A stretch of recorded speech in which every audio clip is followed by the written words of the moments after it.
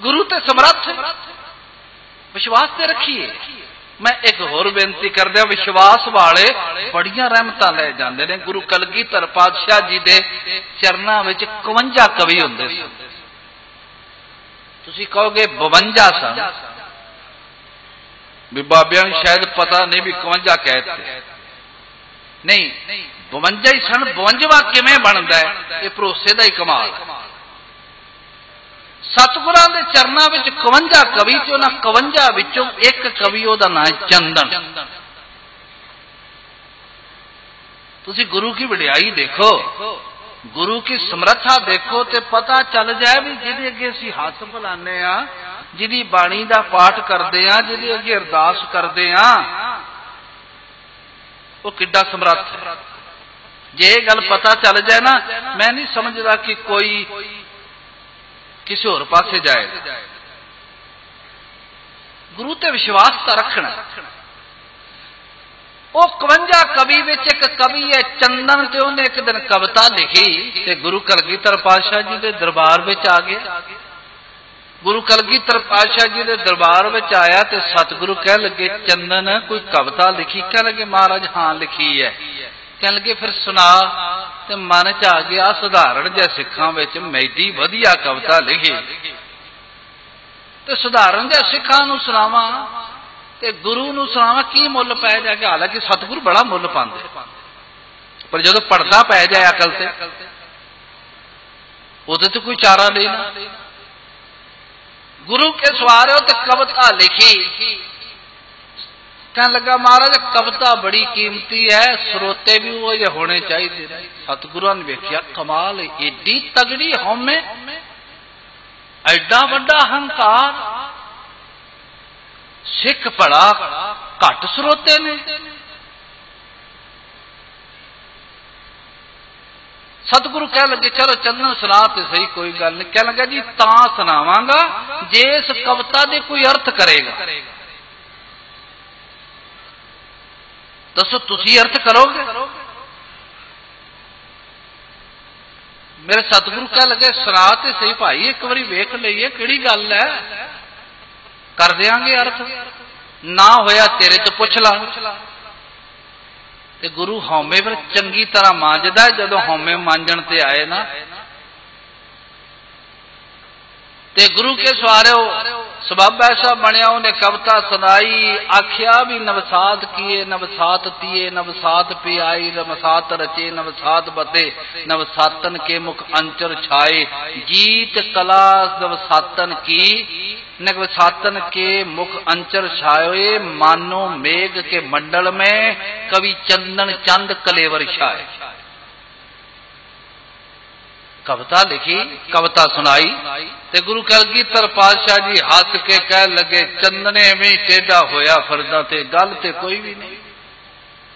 मैं अर्थ करा कोई बड़ी ये गल फबदी जी नहीं। आपां अर्थ ओहदे तो कराने आ जिहड़ा ना कवि है, ना लिखारी है, ना राइटर है, ना किसी स्कूले गया है ते ना किसी कॉलेज गया है। अद्धी को होमे होंदो ही लग गई, निकल गई भी कमाल हो गई। आवाज मारी तनाशिया, आया पातशाह जल्दी आ हजूर, घोड़िया दे तबेले नूं साफ करना, तुहाडा वचन सत वचन करके मैं हुणे आया। गल सुनी, कह लगे सिख ओ जिहड़ा घोड़िया की सेवा करदा तबेले वाल मेरी कविता दे अर्थ करेगा। आ गया भाई धना सिंह, भरे ने कपड़े, हजूरे अनवर दे हक अक अगीना आईना, खालसो बकीना जुमला फौजे नूर। गुरु गोबिंद सिंह दे सामने खलो के भाई धना सिंह ने बेनती की, हजूर दसो। कह लगे चंदन कवि ने एक कविता लिखी, आओ दे बोलने। ये भी सामने खलोता हुए कहते एदे अर्थ तू कर। धना सिंह खिड़खड़ा के हसया, कह लगे पातशाह मसा जाच तुसा दसी, तबेले साफ करन दी, घोड़िया की लिद साफ करन दी, इस सेवा विच ला के बड़ा आनंद दिता। ते महाराजा विद्या का सिस्टम सानू किथे आउंदा? कह लगे नहीं धना सिया काम चंगा सी, आ गया हंकारियां दे हथ, ऐसा नहीं होना चाहिए, हुण तू कर। ਇਹਦੇ अर्थ कर। धन्ना सिंह ने नेड़े होके मथा टेकिया कि आख्या पातशाह अपनी रहमत दा हाथ तुसी रख दिओ। चन्नन बोले ते मेरे विचों तुसी बोल पिओ। बस करामात हो गई जी। गुरु के सवारियो चन्नन ने कविता पढ़ी ते धन्ना सिंह इउं खलोता भी जिवें कविता इन्हें लिख के दिती हो।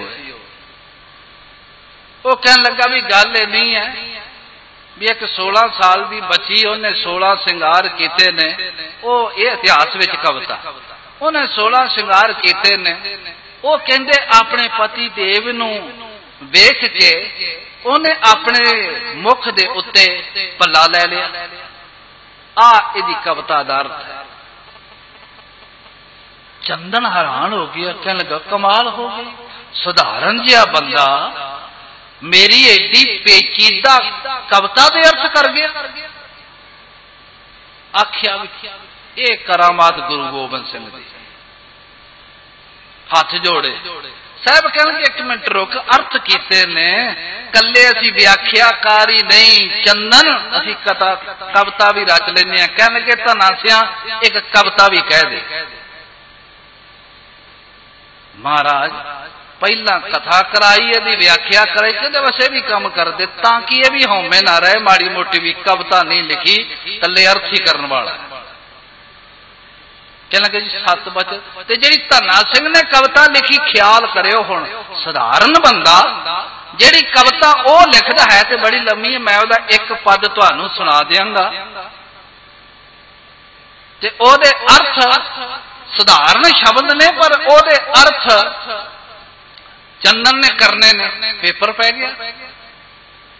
वो कविता है, वो कहता मीन मरे जल के पर से कब हूं न मरे पर पावक पाए। हाथ मरे मद के पर से कब हूं न मरे तन ताप के आए। पी मरे पत के पर से कब हूं न मरे परदेश सदाए। गूढ़ में बात कही दिजराज विचार न सके बिना चितलाए। कविता लिखी। वो कहते महाराज धन्ना सिंह काली काली बोल गया, इनको हौली हौली बोले मैं ता ही अर्थ करांगा। कहते हुणे धन्ना सिंह आराम नाल कर दे। कहंदा जी पहली तोक पहली लैन है, मीन मरे जल के पर से कब हूं ना मरे पर पावक पाए। धन्ना सिंह कहंदा महाराज ये गलत है सारी कविता। देखो ਇਹਦੇ अर्थ ਇਹ ਨੇ, ਇਹ ਕਹਿੰਦਾ ਵੀ ਮੱਛੀ ਮਰ ਜਾਂਦੀ ਏ ਪਾਣੀ 'ਚ ਪੈ ਜਾਏ ਤੇ ਅੱਗ 'ਚ ਪੈ ਜਾਏ ਉਹਨੂੰ ਕੁਝ ਨਹੀਂ ਹੁੰਦਾ। ਹਾਲਾਂਕਿ ਸਾਰਾ ਕੁਝ ਹੀ ਉਲਟ ਹੈ। ਪਾਣੀ 'ਚ ਪੈ ਕੇ ਜੀਵਨ ਮਿਲਦਾ, ਅੱਗ 'ਚ ਪੈ ਕੇ ਮੌਤ ਮਿਲਦੀ ਹੈ। ਪਰ ਇਹਦੀ ਕਵਿਤਾ ਦੇ ਅਰਥ ਗਲਤ ਨੇ। ਇਹ ਅਗਲੀ ਗੱਲ ਕਹਿੰਦਾ ਵੀ ਹਾਥ ਮਰੇ ਮਦ ਕੇ ਪਰਸੇ ਕਬਹੂ ਨਾ ਮਰੇ ਤਨ ਤਾਪ ਕੇ ਆਏ। ਵੀ ਹਾਥੀ ਮਰ ਜਾਂਦਾ ਜੇ ਸ਼ਰਾਬ ਪੀ ਲੈ, ਸਰੀਰ ਤੇ ਤਾਪ ਚੜ ਜਾਏ ਤੈਨੂੰ ਕੁਝ ਨਹੀਂ ਹੁੰਦਾ। ਤੇ ਹਾਲਾਂਕਿ ਹਾਥੀ ਤੇ ਸ਼ਰਾਬ ਪੀ ਕੇ ਮਸਤ ਹੋ ਜਾਂਦਾ। ਤਾਂ ਕਿ ਪਹਾੜੀ ਰਾਜਿਆਂ ਨੇ ਸ਼ਰਾਬ ਪਿਆ ਕੇ ਕਿਲਾ ਤੋੜਨ ਲਈ ਭੇਜਿਆ ਸੀ। ਕਹਿੰਦੇ ਵੀ ਗਲਤ। ਤੇ ਦੂਜਾ ਕਹਿੰਦਾ ਇਹ ਗੱਲ ਤੀਜੀ ਕਹਿੰਦਾ ਵੀ ਪੀ ਮਰੇ ਪਤ ਕੇ ਪਰਸੇ। ਬਈ ਉਦੋਂ ਔਰਤ ਮਰ ਜਾਂਦੀ ਹੈ ਜਦੋਂ ਉਹਦਾ ਪਤੀ ਘਰ ਆ ਜਾਏ ਤੇ ਜਦੋਂ ਪ੍ਰਦੇਸ਼ ਚਲਾ ਜਾਏ ਉਹਨੂੰ ਜੀਵਨ ਮਿਲਦਾ। ਇਹ ਤੇ ਕੰਮ ਹੀ ਉਲਟਾ ਹੈ। ਇਹਦਾ ਪਿੰਡਲ ਗਲਤ, ਇਹਦੀ ਕਵਿਤਾ ਗਲਤ, ਇਹਦੇ ਅੱਖਰ ਗਲਤ। ਸਤਿਗੁਰੂ ਕਹਿਣ ਲੱਗੇ ਚੰਦਨ ਧੰਨਾ ਸਿੰਘ ਕਵਿਤਾ ਲਿਖੇ। मैं यकीन नाल कहना भी धन्ना सिंह गुरु नानक ते इन्ना भरोसा रखदा ये कदी कविता गलत लिख नहीं सकदा। तेनू नहीं समझ आई वखरी गल।